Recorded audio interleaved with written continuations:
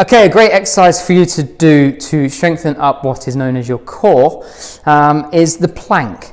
However, unfortunately, many people actually execute the plank incorrectly. So watch this video to pick up some key points that you can start to apply into your own training.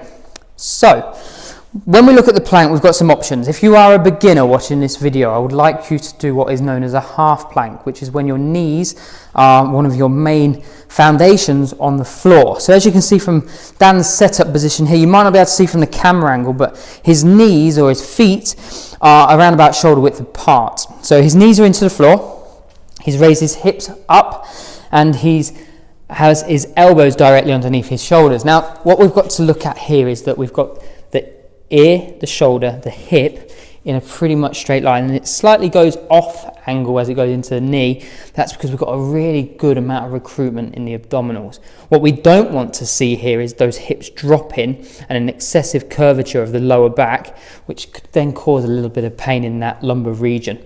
Also, another thing we don't want to see is people actually just being too hunched over, so the hips come too high and the head drops, and they believe that they're in a plank position in this kind of setup.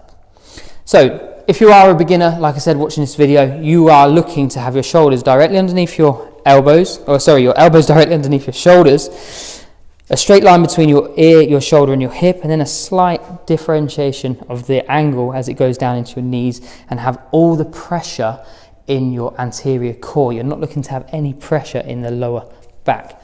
What you don't want to have as well is either what you see majority of the time is rounded shoulders, so you're actually starting to do this too much.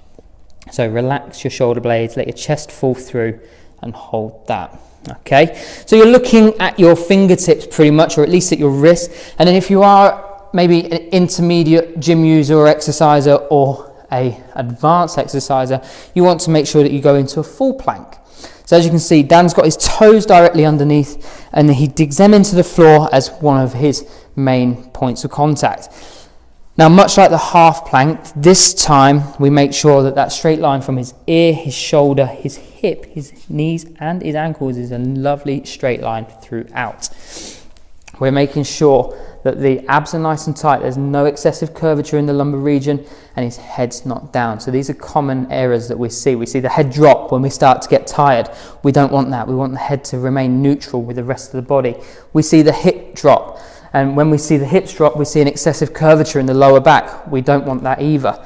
But having said that, there is the other end of the spectrum, which is when everything just goes up. So if you find yourself in this position, pretty much closer to a downward dog than you are a plank, okay, we need to make sure that we work on addressing those issues. So add these into your program, choose the relevant level that's suitable for you, and give them a go. Gradually progress. Let us know how you get on.